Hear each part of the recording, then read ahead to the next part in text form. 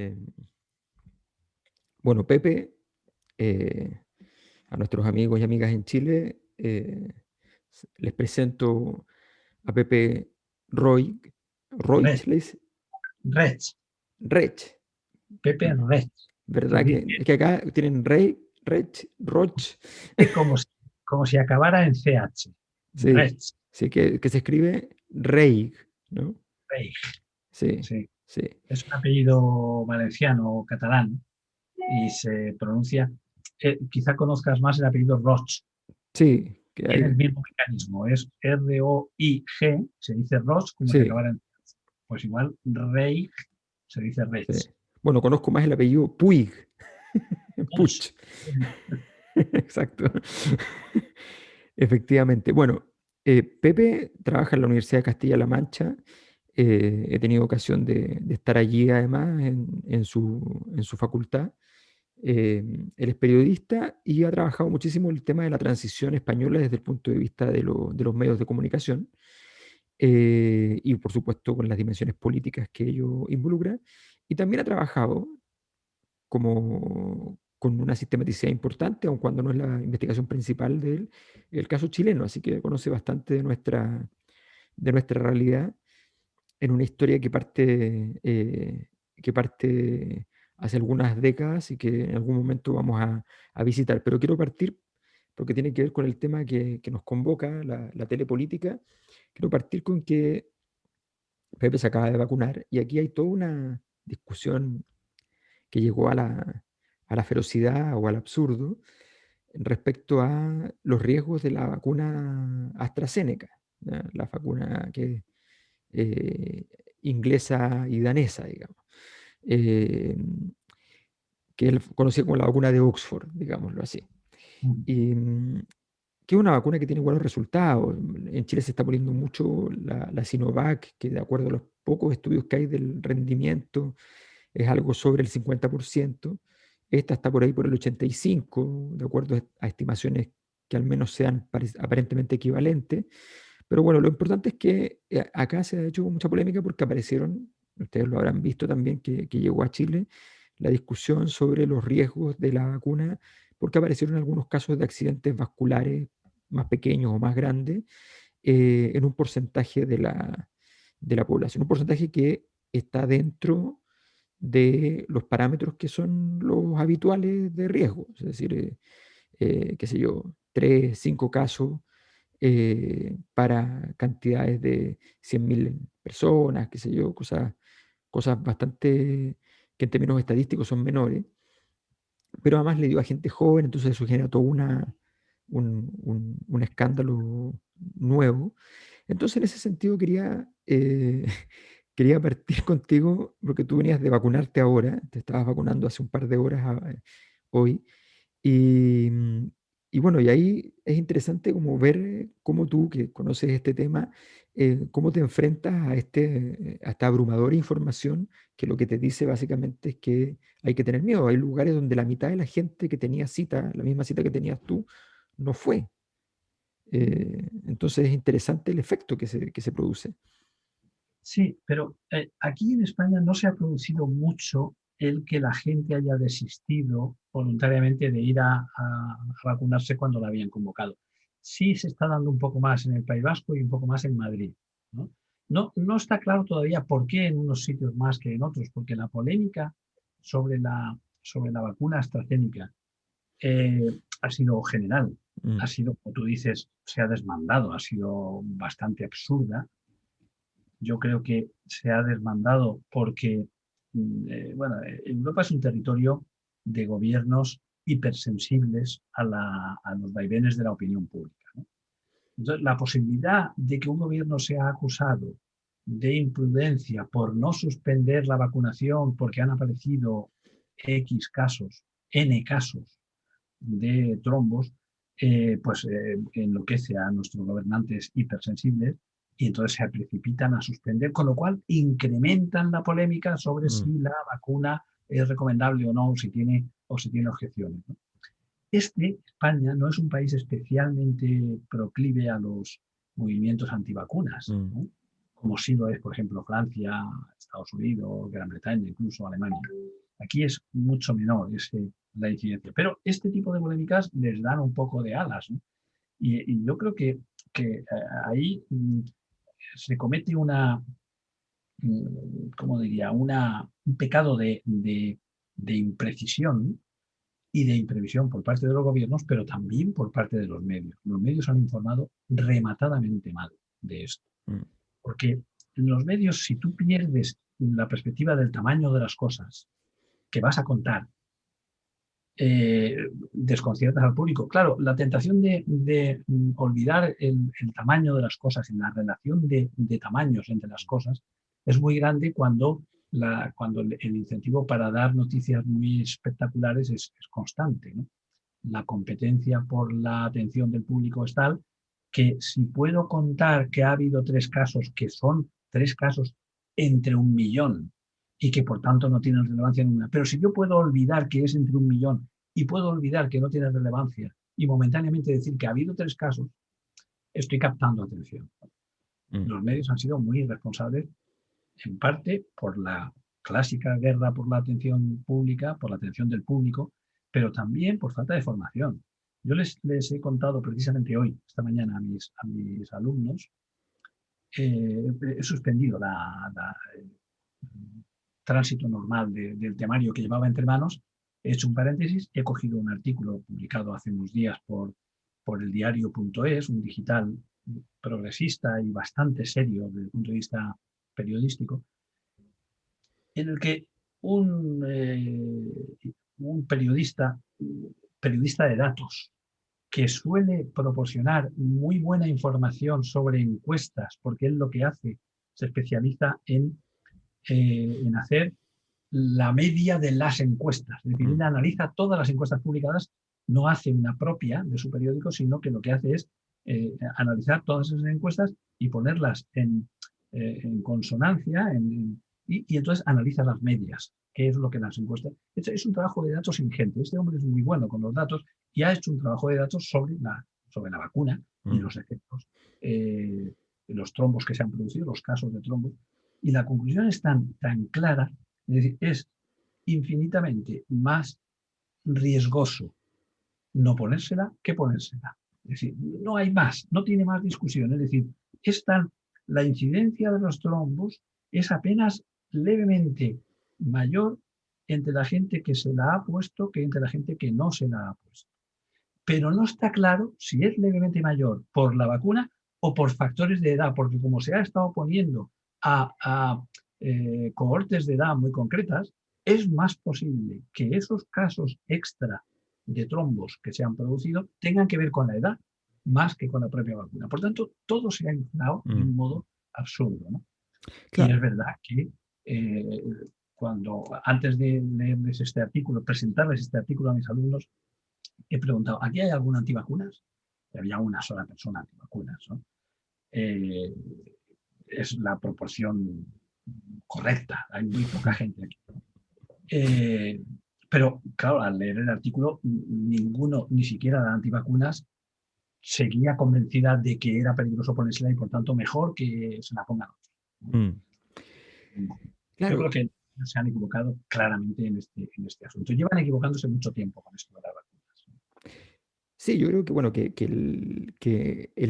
la expectación, y una de las formas de la expectación es el miedo, es literalmente una droga para los medios. Los medios están pasando por un momento muy difícil, no saben cuál es su modelo de negocio para el futuro, y en medio de eso, tener atención, por vicaria que sea, por irrelevante que sea, es algo que les resulta valioso, o al menos es provisionalmente muy importante. Pero bueno, pero más allá de eso, la convocatoria hacia ti tiene que ver con algo que además lo podemos cotejar con tu experiencia investigativa mucho con el mundo de las revistas, lo podemos cotejar con la diferencia entre el periodismo también escrito y el que está basado como esta experiencia que estamos teniendo aquí en la imagen. En la imagen, en este caso la imagen es primitiva, es precaria, no estamos haciendo una producción de la imagen, no estamos metiendo archivos, qué sé yo. Pero aún así, con solo esto, ya goza de un grado de expresividad y una relevancia del gesto por sobre el concepto que es mayor. Pero hay un fenómeno, que es un fenómeno contemporáneo que tiene varios bordes, varias fronteras, que es este fenómeno llamado por Sartori la telepolítica. El concepto de tele siempre ha significado distanciamiento, ese es su origen etimológico, distancia. Pero todo parece indicar que de alguna manera, como me enseñaba alguna vez un, un experto en sueño, me decía, la televisión es igual a dormir, en términos de vulnerabilidad psíquica en el fondo, Sí, eh, pero estando despierto. sí, sí. O sea, tiene su peligro, ¿no? Bueno, pero Te has quedado congelado, algo ha pasado. sí. Ahora sí, ahora sí. Sí, sí, ya funciona. Bueno, entonces te decía que claro, la telepolítica entonces tiene estas diversas consideraciones que también tienen que ver un poco con la sociedad del espectáculo, este concepto de hace bastantes años ya, que en su momento fue visto Muy de como acuerdo. medio superficial, claro, como de Bord, que tiene que ver con un concepto bastante complejo, que tiene que ver con la idea de mercancía, con la idea del espectáculo de las mercancías en la sociedad. Es una idea bastante más sofisticada que este hecho comunicacional. Pero lo que sí es cierto es que la política se ha convertido fundamentalmente no en análisis político, sino que en análisis comunicacional. Claro. Y eso en la práctica es cierto. O sea, los grandes asesores políticos ya no son, como eran antaño, grandes estrategas de la política o historiadores, sino que son fundamentalmente periodistas que te enseñan a mirar la cámara, que te enseñan, que te entrenan. Bueno, Mm. en ese contexto de la telepolítica, ¿cómo ves tú la situación actual a nivel global? ¿En qué estadio de la telepolítica nos encontramos? La situación de España, donde hemos tenido habilidades de este tipo muy importantes por lado y lado en los últimos años, porque aquel que no sabe nadar en esas aguas puede morir. Hay algunos que saben nadar en esas aguas y tienen otras gracias, además, pero hay algunos que se concentran en esto. ¿Cómo ves tú el estado actual de la telepolítica, como te decía, a nivel global y en España actualmente? Fíjate que yo creo que el estado al que hemos llegado, la situación a la que hemos llegado, ni siquiera es ya la telepolítica que decía Sartori y que temía que nos convirtiera de Homo sapiens en Homo videns, Mm, ¿no? Con la pérdida de inteligencia y de cognición que eso supone, ¿no? Creo que estamos en un paso siguiente. Yo diría, si tuviera que ponerle un titular siguiendo la estela de Sartori, yo diría que estamos en la época del Homo clickers. Es decir, ahora son las redes y el click y la competencia por los clics en las redes lo que está cambiando la política. La televisión cambió la política, pero las redes también la están cambiando.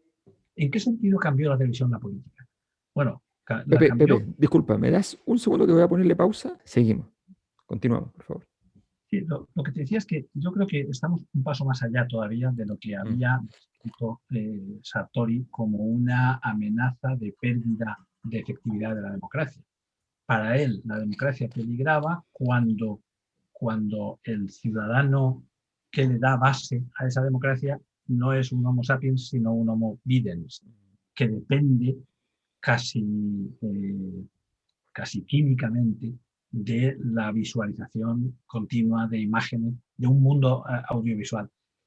Yo creo que exageraba un poco en ese punto, porque aunque es verdad que la democracia se transformó al, al, al llegar a la gente a través de la imagen, y sobre todo de las pantallas de televisión, se transformó y en algún sentido perdió calidad. Eh, pero eso tampoco era tan novedad. La vida de la humanidad ha sido en su mayor parte una vida audiovisual. Es decir, el conocimiento, los medios de conocimiento en la Edad Media eran audiovisuales. La gente se enteraba de las cosas por las pinturas que había en el interior de las iglesias, por los exacto. discursos que le hacía en el sermón del cura en el púlpito. Es decir, realmente la cultura libresca ilustrada es un breve paréntesis. Y la cultura audiovisual que le ha venido luego a sustituir no la ha matado, como decía aquel personaje de Víctor Hugo en el Jorobado de Notre Dame, cuando le mostraron al archidiácono de la catedral, le mostraron un libro impreso y le dijeron, y dijo él, esto, el libro impreso, es decir, la imprenta que se acababa de descubrir 50 años antes, esto matará a aquello. Y aquello, a lo que señaló, era la Iglesia y su poder, ¿no? La Iglesia y su poder sobre las conciencias quedará muerto si todo el mundo puede tener un libro barato, accesible. Tal. Pero tampoco fue verdad, no mató aquello, convivió con aquello. Yo creo que esta es más bien la historia. Y aplico esto a lo que está ocurriendo ahora. Creo que estamos en la siguiente fase, ya no en la de el Homo videns, sino en la del Homo clickens. Es decir, lo que está afectando más ahora a la democracia no es la democracia televisiva, es la democracia de las redes. Es decir, lo que estamos viendo es cómo el mundo en el que nos hemos metido, que ha venido despreciando progresivamente el concepto aristotélico de verdad como relato que se vincula a unos hechos, que describe una realidad, nos hemos venido desvinculando de eso para que haya muchas verdades. Estamos en la posmodernidad, estamos en la posilustración. Y eso se ha traducido al nivel estructural de la comunicación en que ahora la gente habita nichos súper comunicados, nichos de redes súper comunicados, pero argumentalmente aislados. Cada uno se alimenta de sus propios argumentos en su propia red y se incomunica respecto a los demás, con lo cual es posible pasar la vida entera sin llegar a cruzarte, a tropezarte con un argumento contrario a tu línea de pensamiento. Esto es lo que es nuevo. En la democracia deliberativa, en la democracia ilustrada, o en su horizonte utópico de democracia deliberativa, tal como lo formulaba Habermas, lo que ocurre es que la gente tenía que aprender a dialogar con posiciones diferentes, también con intereses diferentes, aunque se exigía que todo el mundo pusiera por delante el interés común del particular cuando se estaba en el debate público, ¿no? Es decir, la conversación pública estaba regida por unas reglas de conversación. Pero esas reglas no son aplicables cuando la gente no oye nunca las opiniones del contrario, porque solo oye las suyas y solo oye las de su nicho. Esto quiere decir que la esfera pública se ha fragmentado en pequeñas esferas, ¿no? Siempre estuvo fragmentada, pero es que ahora esas esferas, cada una de ellas cree ser la esfera. Entonces, el mundo de los antivacunas que hablábamos antes, el mundo de los conspiranoicos que se habla tantas veces, de los que creen que George Soros está planificando esta pandemia para no se sabe muy bien qué, para dominar a la humanidad. El mundo de los, qué sé yo, de los super revolucionarios que están esperando el gran advenimiento de cuando por fin la gente vea que ha de hacer una revolución. Cada uno de ellos está en su nicho. La esfera pública está como desdibujándose, porque se ha compuesto de microesferas, incomunicadas, supercomunicadas, pero incomunicadas entre ellas, ¿no? Esto produce fenómenos como el dominio de las redes sobre la política produce fenómenos como, por ejemplo, para que no veas que son solo de una dirección, Obama gana las elecciones usando bien ese sistema de redes, exacto, diciéndole a cada uno aquello que espera oír. Y gana las elecciones de esa manera y produce una ola de esperanza porque ha unificado en un discurso simple a muchas esferas. Pero es que también Trump gana así. Y también el Brexit ganó así. Y ganó mediante las mentiras, las fake news no son simplemente mentiras, son mentiras emocionales, ¿no? Mentiras que cumplen una función emocional en la mente de la gente. Es decir, la gente, tú mencionabas antes el miedo vende mucho, ¿no? El miedo es la principal emoción en política desde que la política se hace en las redes, ¿no? lo que esto está teniendo como consecuencia es que mm, una suerte de post-periodismo que ya no pone el acento en hay unos hechos que son compartidos por todos y sobre ellos podemos opinar, sino que ni siquiera los hechos son compartidos, porque existe esto que la asesora de Trump llamó los hechos alternativos, ¿no? Es que Mm. usted dice, puede que sea verdad, pero yo tengo hechos alternativos. Ya no hay ni hechos compartidos. Por tanto, ¿cómo el periodismo puede construir un relato que sirva en una conversación pública si no hay hechos compartidos? Cuando el periodismo se ha convertido en posperiodismo, la democracia se convierte en postdemocracia. Es decir, conserva las formas de la democracia, como también las conserva el periodismo, pero no se parece a la democracia, porque ha dejado de referirse al procedimiento por el que deliberamos y luego decidimos en un espacio compartido, ¿no? Esto es lo que creo que está ocurriendo, es decir, es algo que tampoco creo que sea inexorable, que no haya alternativa, que vamos a la pérdida, o sea, en este contexto de posdemocracia lo que triunfa es el populismo, que no es una filosofía política útil para una democracia deliberativa, sino para una democracia plebiscitaria, donde de vez en cuando se le pregunta a la gente para que se pronuncie por cosas simples, Mm. y se le alimenta cognitivamente con simplezas para que responda a preguntas simples, ¿no? En mi opinión, todo esto casa, pero no es inexorable. También la democracia supo encontrar la manera de no perderse en el momento del imperio de la imagen, en el momento de la democracia televisiva, en el momento Mm. de aquellas elecciones que Kennedy le ganó a Nixon porque tenía mejor cara en la pantalla. Se consiguió hacer una democracia, estoy hablando de los años 50 hasta los 90. Bueno, las democracias con más tradición funcionaron y consiguieron incluir en su mecanismo de funcionamiento el dominio de la imagen, el predominio de lo audiovisual, sin que sufriera mayormente la calidad de la democracia. Ahora parece que la amenaza es mayor, porque la amenaza es el populismo que viaja a través de las redes creadas a base de nichos, que hace peligrar la existencia de un espacio común de conversación. Pero puede ser que en las propias redes encontremos el antídoto para eso. Claro, a ver, sí, bueno, hay varios puntos que me gustaría que profundizaras, porque, em, a ver, si uno piensa, la democracia siempre ha tenido, cualquier evento político ha tenido esta naturaleza de la incapacidad de mirar la postura del otro. Eso existe siempre. En general, el esquematismo en el conflicto es una cosa muy constante. La gran crítica que se le hacía estando vivo y que ahora se hace el elogio ya estando muerto, bueno, desde que está muerto que se hace el elogio Albert Camus respecto a Argelia, es porque él no se casa ni con la mirada colonial, con la que es muy crítico, ni con la mirada anticolonial cualquiera. Dice, bueno, pero si vamos a tener un anticolonialismo, no puede ser cualquiera. No, no me basta con que me digan, aquí hay alguien que está en contra del colonialismo y entonces vamos para allá. Entonces, como él hace eso, bueno, Sartre sale a denostarlo fuertemente, eh, diciéndole que en el fondo es un traidor. ¿Ya?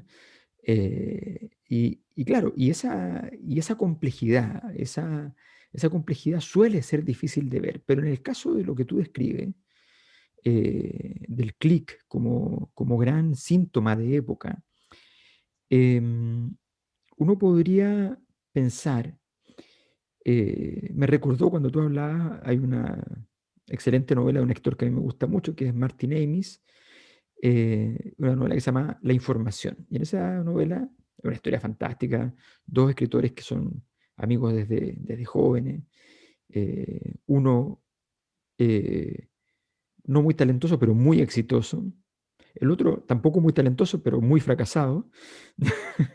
y, pero eso no es lo interesante de la historia, para efectos de lo que estoy diciendo, es que en algún momento el fracasado está contando la historia y el fracasado cuenta, dice, yo a los 22 años, estando en la universidad, estudiando literatura, qué sé yo, me, me empecé a vincular, si no va a ser escritor, me empecé a vincular con la izquierda, ¿no? Y en un momento determinado ya entré a participar de las actividades del Partido Laborista. Y de repente la gente con la que me reunía frecuentemente eran laboristas.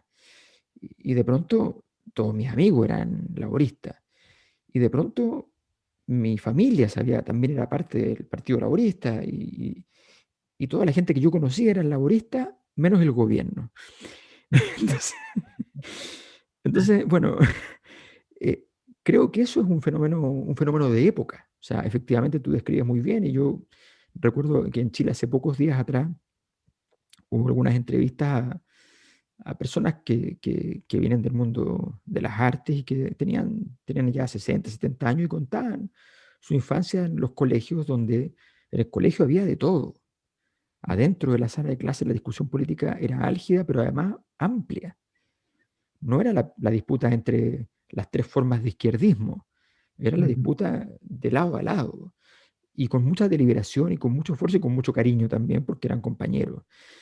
Ese desencuentro, esto que tú describiste, que es como pensar que la Internet es una palabra que no está correcta entonces, porque estos son un montón de intranets, Sí, en el sí, fondo, la única conexión que tienen entre sí es que es el mismo cable el que les da la posibilidad de existir. Pero en realidad, en términos sustantivos, la palabra comunicación no está ocurriendo allí, sino que efectivamente están nucleadas, están organizadas en polos de desarrollo, digámoslo así, que tienen sus propias líneas argumentales. Entonces, eso efectivamente o sea, el sueño habermasiano, que tú no lo nombraste a Habermas, se fue aquí al carajo, porque estamos hablando de que la democracia no es deliberativa, no hay valores comunes realmente, porque los valores no significan lo mismo, los derechos humanos para unos y para otros, la democracia para unos y para otros, no significan lo mismo los objetos. Los hechos no son los mismos, aunque sean los mismos. O sea, eh, ¿cómo se construye? Tú decías, aquí hay una salida. Yo creo que hay una salida en todo esto. ¿Cómo se construye una salida en un escenario donde de alguna manera, digámoslo así, el conflicto, el conflicto adquiere todos los ribetes de la conflictividad antigua, pero ninguno de los elementos de politización de esa conflictividad? ¿Cómo se construye un camino, una elaboración, diría un psicoanalista, una elaboración del proceso que permita en el fondo ponerle un lenguaje que cumpla el rol del lenguaje, que sea un significado común para todas las personas? claro, esa es la clave. Es decir, por eso yo decía, no, me niego, no es que me niegue. Más bien no soy completamente pesimista a medio plazo. Creo que estamos en una época de bajada de los valores de la democracia porque no hemos sabido reconstruirla a partir de las nuevas tecnologías que permiten a la gente acceder a la comunicación, pero no le han garantizado a la gente mejor información, ¿no? Sino más comunicación o más información, pero no mejor. Como no hemos sabido todavía conjugar esto, estamos en un momento de franco retroceso de las democracias existentes e incluso del número de democracias existentes. Es decir, algunos países están dejando de ser democráticos, ¿no? Mm, Pero las democracias en los países donde está asentada está también perdiendo reflejos. Y perder reflejos en este caso es muy grave y perder reflejos en este caso tiene un significado social. Es decir, como no están funcionando adecuadamente la conversación pública y las instituciones, porque la conversación pública ahora circula mucho más por medios que son ajenos a las instituciones, porque son medios que están basados en redes, y las redes están un poco como al margen, a la espalda. Lo que ocurre es que las democracias están siendo menos sensibles hacia lo que la gente siente y sufre, hacia lo que la gente necesita. Están respondiendo peor. Y por eso, después de 30 y pico años de neoliberalismo cabalgante en todo el mundo, todavía no se ha afrontado los efectos de incremento de la desigualdad que esto ha tenido. Y no hay todavía discursos que se hagan cargo de esto, ¿no? O estos discursos no triunfan, ¿no? Eso es una demostración de que la democracia no está funcionando bien. Y no está funcionando bien porque se ha desconectado de, de la conversación pública. La conversación pública ya no va por los mismos, no va solo por el Parlamento y por los medios que trabajan sobre el Parlamento, sino que está en otros foros. Y que además esos foros no son una esfera pública unificada, sino, como decía antes, microesferas desconectadas, ¿no? Pero yo creo que, que es posible que en las redes, que en esas redes que conectan esferas, también surjan los antídotos, ¿no? Hay una serie de iniciativas que podrían ser indicativos. Todavía son armas blancas contra artillería. Es decir, todavía no tienen el potencial para modificar la situación, pero son cosas que empiezan a funcionar. Por ejemplo, frente a al abrumador predominio de las fake news y la facilidad con que circulan las fake news, hago un paréntesis, las fake news no se producen solo en las redes, también se producen en los medios. Y las que no se producen en los medios también acaban invadiendo los medios. Hay cada vez más medios que se hacen eco de fake news, de bulos, de barbaridades inventadas en las redes porque son atractivas para la gran competencia por la atención del público, ¿no? De manera que hay una complicidad. No es verdad, hay una iniciativa europea, hay varias iniciativas europeas que tratan de combatir la fake news, pero que se están centrando en las fake news que se generan y se difunden por las redes. Y es un error, porque también se generan y difunden en los medios convencionales, que han perdido, digamos, los filtros para no dar cabida a informaciones engañosas, mentirosas o infundadas. Los filtros se han rebajado. Por eso cada vez más ocurre que New York Times o Just Today o grandes medios del país, etcétera, de pronto escandalosamente acogen mentiras y tienen luego que desmentirlas. Esto está ocurriendo cada vez más porque han rebajado sus niveles de vigilancia, ¿no? Pero, decía, cada vez frente a esto surgen más iniciativas cooperativas de periodistas y de medios para el desmentido de las fake news. Plataformas antibulos, ¿no?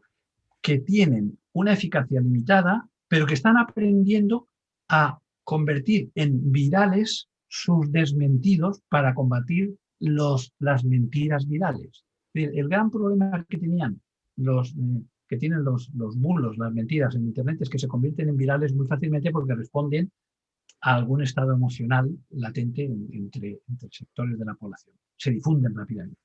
Y que los desmentidos de esas mentiras no tenían la misma velocidad, pero están consiguiendo crearse plataformas que aceleran la difusión de los desmentidos y llegan a equiparar su capacidad de influencia, ¿no? Y esto es esperanzador porque cada vez están más entrenados y yo a mis alumnos los oriento mucho en esta dirección porque es un campo plataforma, o sea, no hay más gente trabajando en el desmentido de bulos que en la creación de noticias. Bueno, esto es una exageración, pero cada vez es más verdad, ¿no? Sí, También los gobiernos pueden hacer algo al respecto. sí, lo que pasa es que lo que tú dices es bien importante porque lo que se enseñaba en la teoría comunicacional más de hace unos 3 4 décadas era que básicamente perseguir el rumor era imposible. O sea, que la información que no venía, que no era oficial, la información oficial nunca tendría la posibilidad de perseguirla para poder desmentir un rumor. Tú estás diciendo, efectivamente, aquí hay una gran velocidad de los rumores eh, por culpa de esta tecnología, pero también hay una posibilidad de que esa velocidad sea equiparable a la velocidad de respuesta. Eso es un fenómeno efectivamente novedoso y es interesante. Todavía no lo es, no es equiparable, pero están ganando velocidad y están ganando influencia. Por ejemplo, hay la plataforma seguramente más importante aquí anti-fake news es maldita.es, ¿no? Maldita.es es una plataforma de periodistas. Ahora mismo es un medio de comunicación tan importante como pueda ser, no los dos digitales progresistas, diario.es e Infolibre, pero en el siguiente escalón, ¿no? El siguiente escalón de importancia. Y esto es tan así que la televisión, los telediarios de la televisión pública, la 1, la televisión más importante de las públicas, Mm. y los telediarios de La Sexta y de alguna otra cadena privada abren un espacio para maldita.es en todos los telediarios. Hay un espacio en la que esta gente de maldita.es desmiente bulos que han sido difundidos y te estoy hablando de la televisión. Es Mm. decir, es que el bulo llegó muchísimo más lejos. Pero si llega a la televisión, la vida media que le queda aún por vivir al bulo es muy corta, ¿no? Porque Correcto. se ha tropezado con su obstáculo mayor y es la visibilidad del desmentido, ¿no? Claro, Entonces, claro. Ahora, no ser excesivamente optimista, pero creo que se está trabajando en esa dirección con una cierta eficacia, ¿no? ahora, si uno recuerda em, esta característica de la, no solo del manejo de la noticia falsa, que yo creo que efectivamente hay que homologarla en general a lo que tú señalaste, que es el uso emocional de la comunicación, el uso meramente emocional de la comunicación. ¿Ya? Yo recuerdo que Margaret Thatcher alcanzó alguna vez a señalar con el talento que tenía para muchas veces para ironizar, o más bien para el cinismo muchas veces. Dijo alguna vez que eh, una sola toma de una enfermera bonita, ¿ya? Ayudando a un viejo a salir de una sala, dice más que todas las estadísticas sanitarias. ¿Ya? Eso fue lo que ella planteó. Sabía de qué hablaba. Y de alguna manera esa frase lo que nos dice es algo que fue cierto. Digo fue porque es cierto, pero voy a explicar por qué digo fue. En general, este descubrimiento, esta capacidad de comunicación afectiva, fue muy útil para el poder, para los gobiernos. Fue una herramienta espectacular. Fue contar con con tu propia bomba atómica. El que no tenía esto no era un poder respetable en el universo conocido. Sin embargo, hoy día da la impresión de que los rasgos que distinguen a estas informaciones más bien suelen ser un problema para la administración del poder, más que un acompañante cálido y ameno que te permite solucionar problemas. Y eso yo creo que es un fenómeno relativamente nuevo y es difícil entender por qué y en qué condiciones y en qué momento. Bueno, probablemente lo más obvio, lo más sencillo es comprender la cantidad de gente que está conectada a través de redes sociales y la capacidad de comunicación que ello supone, pero evidentemente eso cambió, eso giró notoriamente. Sí, yo creo que lo que señalas es cierto y la, eh, el, el manejo de las emociones en la comunicación era una competencia que los poderes debían controlar porque, porque si tú necesitabas movilizar a la población porque planificabas hacer una guerra con el país vecino, necesitabas movilizar emociones de Mm. adhesión a la patria, de identificación, de orgullo patrio, etcétera. Eh, eh, Esto lo ha hecho siempre el poder, ¿no? Siempre, y además lo ha hecho con la connivencia y la participación entusiasta de los medios, incluso aquellos que presumían de ser el perro guardián del poder, ¿no? Los medios se han prestado a esto cuando ha hecho falta, ¿no? Aquella famosa imagen del tío Sam señalando con el dedo en la campaña de reclutamiento no era solo propaganda oficial, esto era compartido por todos los medios, ¿no? Lo que creo que cambia en la era de las redes es que ya no valen solo emociones positivas de identificación, orgullo, enaltecimiento patrio o incluso religioso, ¿no? O la espiritualidad, sino que valen sobre todo las negativas. El miedo, la incertidumbre sobre el futuro, que ha sido abundantemente fomentada por 35 años de neoliberalismo y de desprotección, que hacen que la gente ya no tenga seguridad sobre cuál es el futuro que le espera de inmediato. Es decir, el abismo que se abre delante de la gente cuando la protección de la sociedad se reduce por los recortes, etcétera, genera un tipo de emociones que se pueden utilizar en la política moderna y que se están utilizando masivamente. La sensación de incerteza sobre el futuro, el miedo a lo que ha de venir y el miedo a lo que me han dicho que puede venir, aunque nunca lo había visto antes como peligroso. Por ejemplo, pues que venga gente a este país a trabajar porque en su país no tiene trabajo. La inmigración como un peligro para no se sabe muy bien qué. La libertad sexual para o las identidades, el juego de las identidades sexuales como un peligro para la estabilidad emocional de mi vida. Todos estos miedos, estas emociones negativas, se organizan perfectamente a través de las redes, porque como además se alimentan en esos nichos que he hablado antes, quien aprenda a manejar esto tiene un poder de convocatoria enorme. Bannon, el gran asesor de Trump, está empeñado en la generación de unos medios, de una red de medios convencionales, pero lo que lleva tiempo, ahora está creando una red de medios convencionales, televisiones y radios, para difundir su mensaje, pero hace mucho tiempo ya que viene trabajando en la red, porque esto es lo que permite cosas tan sorprendentes como la victoria del Brexit, que no es más que el aprovechamiento de los miedos y las incertidumbres de los británicos, ordenándolos adecuadamente contra un objetivo exterior. Nuevamente, esto ya lo vimos en los años 30, ¿no? La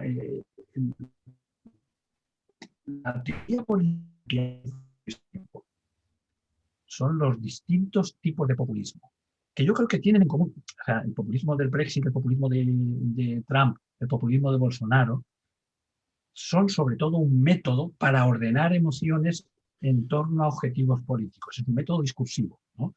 El populismo es sobre todo una forma de construir el discurso, ¿no? De construir el imaginario con el que la gente se aproxima a la política.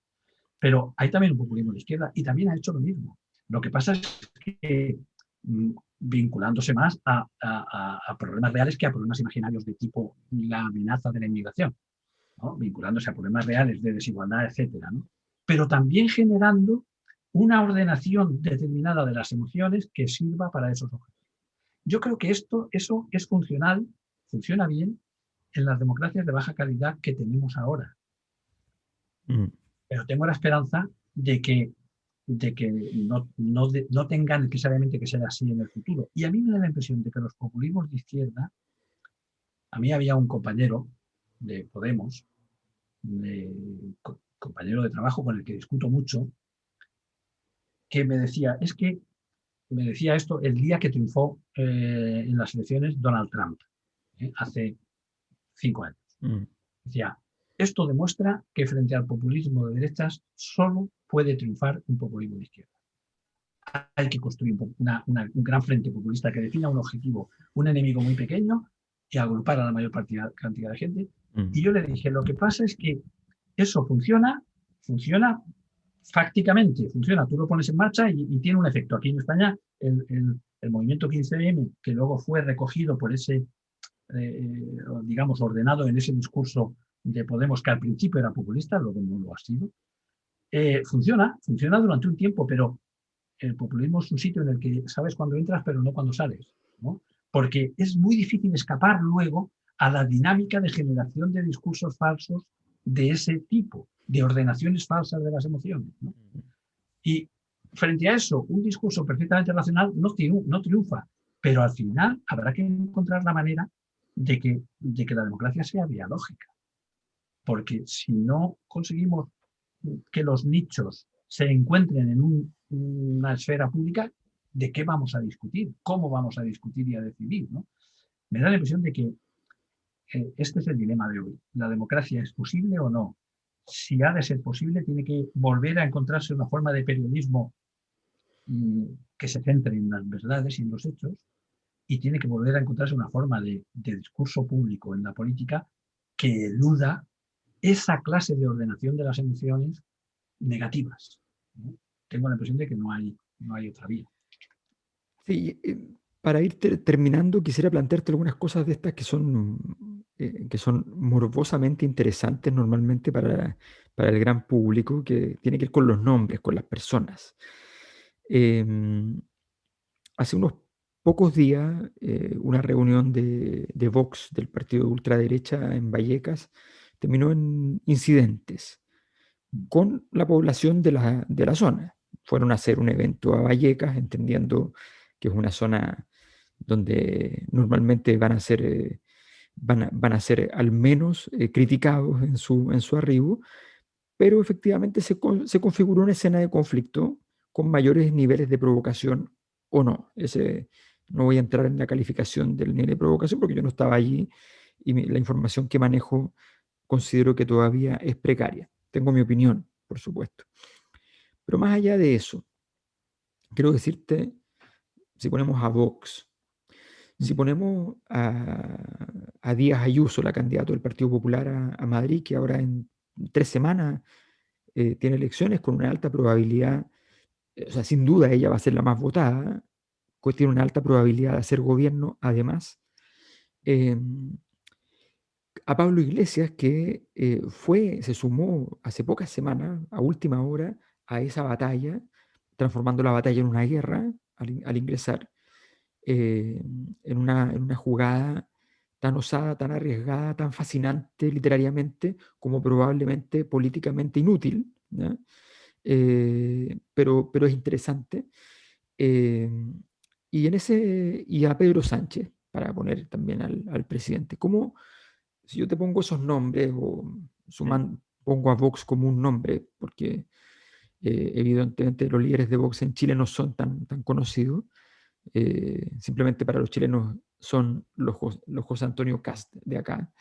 Em, bueno, la pregunta es, ¿cómo tú, más allá entre comillas, la opinión sobre los personajes, cómo tú ves que cada uno de ellos y de ellas ha lidiado con esto que es la comunicación en los tiempos actuales, lo que tú dices, el homo cliquens, en el fondo? ¿Cómo han lidiado ellos en esta historia? Es muy interesante lo que preguntas. Claro, empiezo primero por el hecho mismo del que has arrancado tú también, que es el hecho de que un partido de ultraderecha con un discurso anti-inmigración, anti-homosexuales, con todas las características de los populismos de derecha europeos, se presenta en un barrio hostil, porque es un barrio marcadamente de izquierdas, de siempre, y movilizado, no solo de izquierdas en votos, sino que también es un barrio muy activo, con muchas redes sociales de movilización y de solidaridad. Un barrio al que solo 2 semanas antes el líder de ese partido había definido como los basureros multiculturales, ¿no? Esto lo llamó así, y se atreve a ir ahí, pero se atreve no porque tenga muchas esperanzas de conseguir muchos votos ahí, algunos consigue, sin ninguna duda siempre, pero hasta el momento no ha sido nunca en los barrios populares donde ha conseguido más votos la ultraderecha, ¿no? No va con esa esperanza, va con la esperanza de romper el silenciamiento mediático al que estaba sometido Vox en la Comunidad de Madrid. Mm. Porque así como en otros sitios ya tiene una fuerza electoral que impide que se le ningunee, en Madrid, como Ayuso, y estoy enlazando ya con tu pregunta, como Ayuso ha desarrollado una política también de ese tono, por un lado populista, y por el otro lado ha intentado capitanear la oposición al gobierno de coalición progresista, ser la única voz realmente, porque aunque se desgañite Pablo Casado, el el dirigente del presidente. Partido Popular, no consigue ni en sueños la mitad de la visibilidad que tiene el menor gesto de Ayuso. Ayuso es la capitana, ¿no? Mm, Eh, Tan es la capitana que se está comiendo a Vox. Y mm, Vox estaba siendo silenciado en la Comunidad de Madrid. Necesitaba una operación de visibilidad. Y la operación era ir a un barrio claramente de izquierda, provocar a una concentración de gente que estaba muy dispuesta a ser provocada, ¿no? Porque en esto muy inteligentes no han sido, ¿no? Los activistas del barrio tenían que haber diseñado una respuesta que no pudiera convertirse en una respuesta violenta. Pero en lugar de eso, diseñaron una respuesta que a la menor provocación podía transformarse en eso. Porque en ese tipo de respuestas, Vox gana y esa red de activismo también gana, aunque eso no signifique que gane la izquierda. La izquierda no gana necesariamente con esas cosas, al contrario, ¿no? Pero esa red sí gana visibilidad, ¿no? También tiene su autonomía respecto al mundo de la política, ¿no? Al mundo de la política institucional. Por tanto, era un juego de win-win entre la ultraderecha y los activistas del barrio. Si algunos de los partidos de izquierda se vinculan más con este movimiento, con este activismo, eh, lo suelen hacer, en esta ocasión han sacado las manos para no ser vinculados con ese tipo de respuesta violenta, ¿no? En definitiva, y para enlazar con una descripción del escenario que yo creo que se aproxima, yo creo que Ayuso tiene todas las características de ser un dirigente equiparable al populismo de Le Pen o cualquier otro Salvini en Italia, es decir, el populismo de ultraderecha europeo, solo que ella está dentro del PP, ¿no? Y se puede comer a Vox bastante, se va a aproximar a la mayoría absoluta, pero había una posibilidad de que no llegara a la mayoría absoluta, y era que Pablo Iglesias hiciera lo que ha hecho, que es una operación extraña, abandonar el gobierno, la vicepresidencia del gobierno, para lanzarse a una batalla, por así decir, menor. Pero con eso yo creo que ha conseguido un efecto, y es rescatar a Podemos, que peligraba, estaba en peligro de no entrar en la Cámara.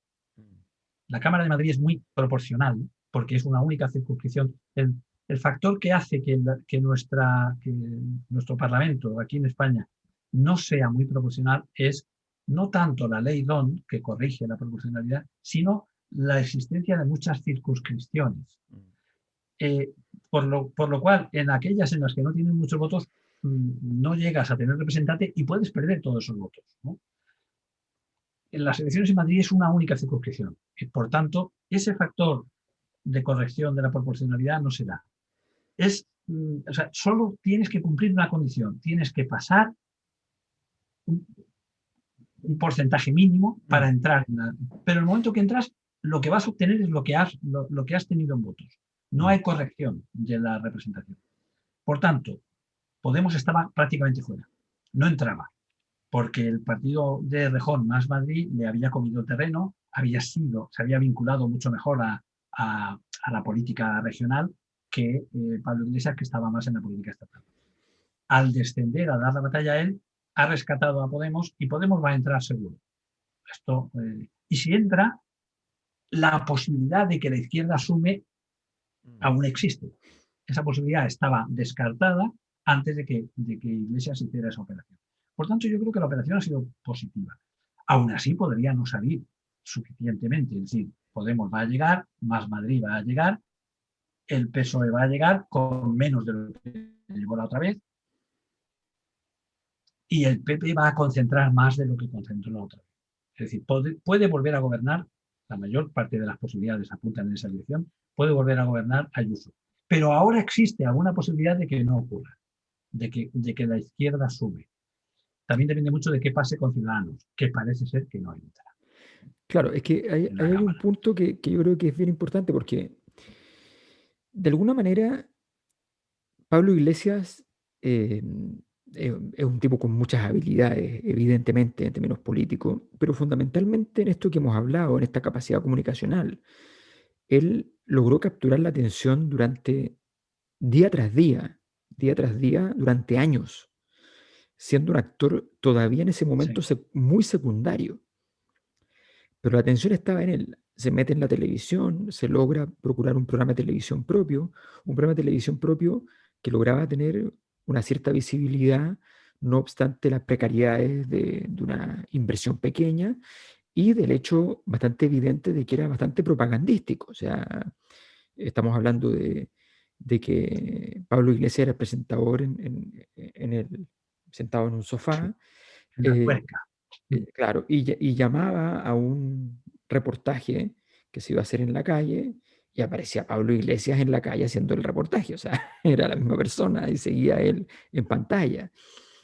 Em, pero, pero con esto demostró de alguna manera que, que esa levedad comunicacional, podríamos decir así, en realidad también gozaba de una cierta profundidad política, porque tú dices muy bien, primero él comillas, se rebaja.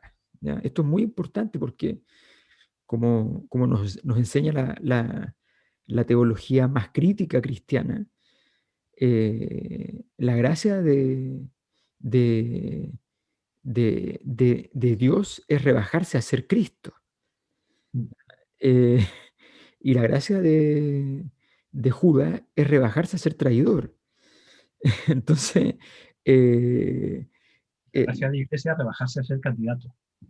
exactamente. O sea, ser vicepresidente y rebajarse a ser candidato para una elección que sabes que no vas a ganar, pero para rescatar el proyecto político, es un acto de una profundidad política Sí, sí. importante. Yo creo que se ha criticado mucho desde sectores de la derecha, por supuesto, porque todo lo que haga lo van a criticar, pero también desde sectores de la izquierda. Sin embargo, yo, que he sido y sigo siendo de los más críticos con el tipo de discurso y del tipo de relación con los medios que desarrolla Iglesias, ¿eh? A mí me incomoda muchas veces, yo me he quitado el sombrero en esta ocasión porque me parece que es un gesto generoso, porque la posición cómoda era decir, bueno, estos se van a estrellar, pero yo estoy aquí y yo sigo en mi proyección como vicepresidente. Y sin embargo ha sacrificado eso y con eso gana en el sitio al que va y también gana en el sitio del que viene. Mm, Porque el sitio al que va, ya lo he explicado, hace posible que Podemos no desaparezca. Ya no digo que gane o que sobrepase a Más Madrid. Esto no va a ocurrir, no, pero no desaparece, estará allí. Y si está allí, puede hacer política, porque su capacidad es grande para hacer política desde cualquier esquina. Él lo va a hacer porque tiene esa capacidad, ese carisma también para los medios, ¿no? Pero también digo, resuelve cosas en el sitio de donde viene.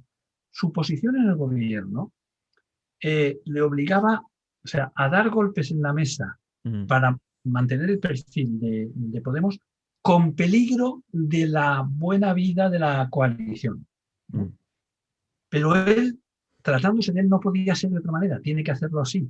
mm, Pero quizá otra persona pueda no hacerlo así. mm. Y la persona a la que ha dejado, que es de una potencia muy grande y con muy poca percepción negativa, así Sí, como él sí tiene una percepción negativa en frente, esta otra persona que es Díaz, Díaz, Díaz, sí. la La ex de ministra del Trabajo, la ministra de Trabajo, claro. tiene una percepción muy positiva, de dialogante, una persona comunista. Esto es novedad, es decir, Mm, es una vicepresidenta comunista, pero con una trayectoria de flexibilidad, de negociadora, de buena gestora, que va a beneficiar mucho a la coalición porque le permite mantener perfil sin necesidad de hacer chirriar continuamente la coalición, pero va a mm, mantener el perfil porque le van a bien en ello, va a mantener el perfil en los temas de reforma del mercado laboral, en los temas de fiscalidad, o sea, va a mantener el mismo perfil que hubiera querido mantener Pablo, pero lo va a hacer mejor. Lo va a hacer mejor, no, lo va a hacer con menos daño para el gobierno de coalición. mm. Esa es mi impresión. Por tanto, resuelve. en el sitio en el que estaba y resuelve en el sitio al que va. Yo Sí, creo que no hay objeción a esa operación de Pavlovich. sí, estoy completamente de acuerdo. Además, una jugada ajedrecísticamente muy compleja, que es perder la reina y seguir jugando el partido Claro. con la pequeñísima ventaja posicional que ese hecho te procura. Claro, Eh, si además tuviera resultado y resultara que Ayuso no gana y gobierna a la izquierda, la operación habría sido no, bueno, pero eso lo vamos a saber en nada, en pocas en semanas, breve. porque puede ocurrir la ironía de que como a Ayuso le ha ido tan bien, puede ocurrir la ironía de que ni Ciudadanos consiga Ni los Vox, votos, ni Vox. claro. Si le va Y demasiado bien, puede que no gobierne. exacto, exacto. Y modular eso es un arte del que no hay ninguna estrategia que exista, porque en realidad andar No hay manual. perdiendo, andar perdiendo votos no es parte del trabajo, ¿no? Claro, claro. Entonces, ese es un asunto bien interesante. Bueno, Pepe, ya nos tenemos que ir despidiendo. Ha sido un gran placer. Igualmente, a mí también me ha encantado. Y bueno, te dejamos invitado. Nosotros tenemos esta plataforma que es la Cosa Nostra, que de alguna manera la entendemos como un lugar donde tratamos de jugar a la pedagogía del poder en el fondo, y no solo al análisis político, sino que ir un poco más allá. Y en ese contexto te dejamos invitados para lo que quieras con nosotros, evidentemente, en las distintas secciones que tenemos. Así que ahí te vamos a ir contando para ver si te sumas a alguna cosa de vez en cuando. Siempre que queráis. Yo a partir de ahora me voy a hacer adicto al blog y al seguimiento de estas conversaciones que tengáis con otras personas. Me lo dejaré aquí en una esquina de mi pantalla permanentemente y así no os pierdo de vista. Y contar conmigo para lo que os apetezca. Vale, Pepe, nos vemos pronto. En Chile la gente está casi toda en cuarentena. Nosotros aquí podemos tomarnos un café, así que espero verte pronto, Un café o una cerveza según la hora. según la hora. Vale, un abrazo. Hasta luego. Mm.